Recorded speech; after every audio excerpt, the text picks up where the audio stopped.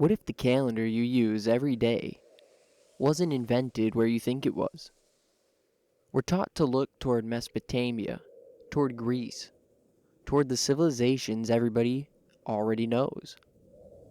But if you step out into what is now the western desert of Egypt, into a place that was once green and alive, you find something older than most people expect.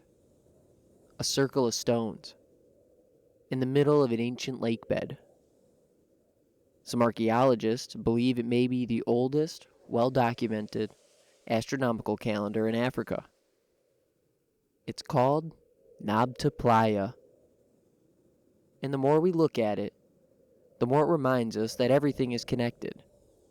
From daily survival, to ritual, to the sky overhead.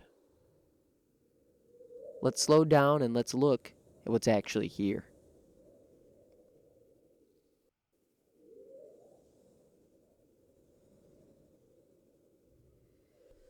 Today, this landscape looks empty. Sand, silence, wind. But around 6,000 to 7,000 years ago, this was part of what scholars call the African human period, the wet Sahara. There were lakes here, grasslands, wildlife. Small pastoral communities moved through this landscape with the seasons, returning to certain places again and again. Not as giant cities, not as empires, as people mapping life around water, animals, memory, and ritual. This isn't a lost civilization. It's humans adapting intelligently to climate and time. History looks different when you see it from the ground instead of the textbook.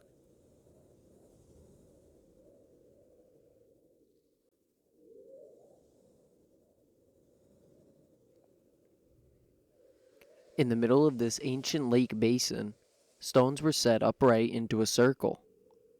Not gigantic like Stonehenge, but deliberate.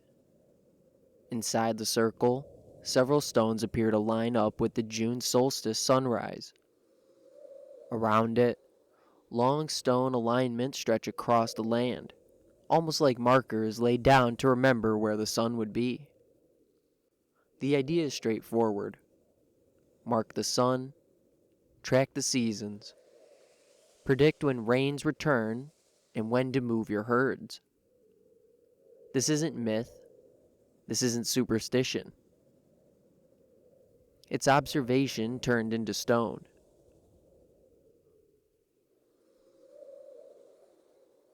When your survival depends on the sky, astronomy stops being science and becomes memory.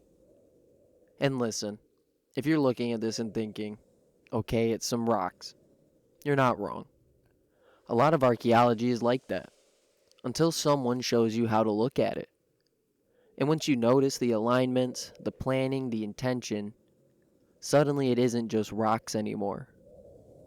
But we have to be honest about that part first, otherwise the stuff turns into myth instead of history.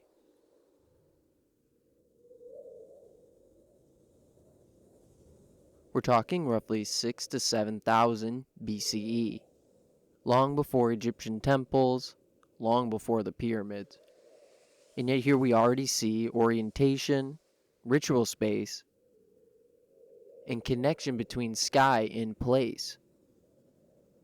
Some archaeologists see echoes of this thinking later in Egypt, not as a direct blueprint, but as shared habits, facing sacred structures with intention, aligning meaning with the heavens, building places so time could be remembered. Not a straight line, not this caused Egypt, just continuity of imagination across thousands of years.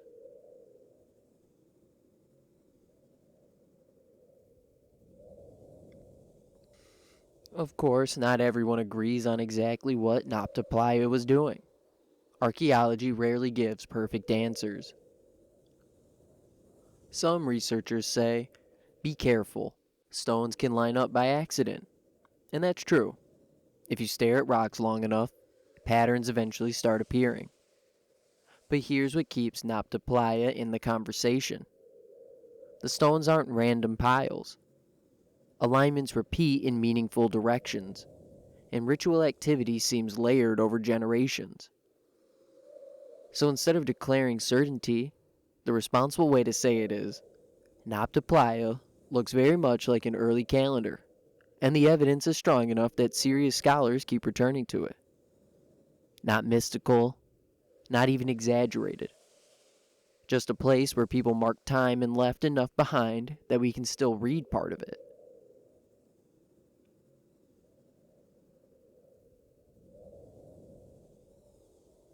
Globally, Göbekli Tepe in Turkey is older.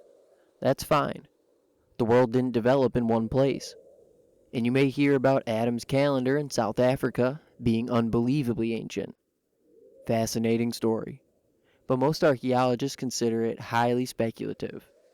The evidence simply isn't comparable. Nabta Playa remains one of the earliest well-supported astronomical monuments in Africa. And that alone is enough.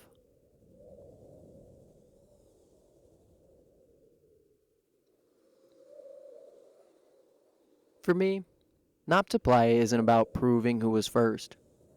It's about recognizing that people here were already organizing their lives around the sky, embedding knowledge into the landscape, thinking beyond a single season.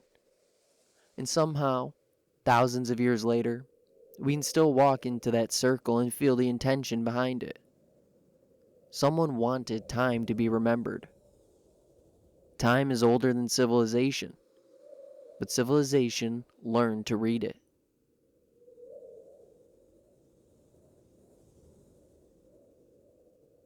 So is Nabta Playa the world's oldest calendar? No, but it may be the oldest reliably documented calendar in Africa. Born out of a green Sahara in communities who knew how to watch the sky long before the pyramids. And that doesn't rewrite history. It simply reminds us that history was always bigger than the places we bothered to look.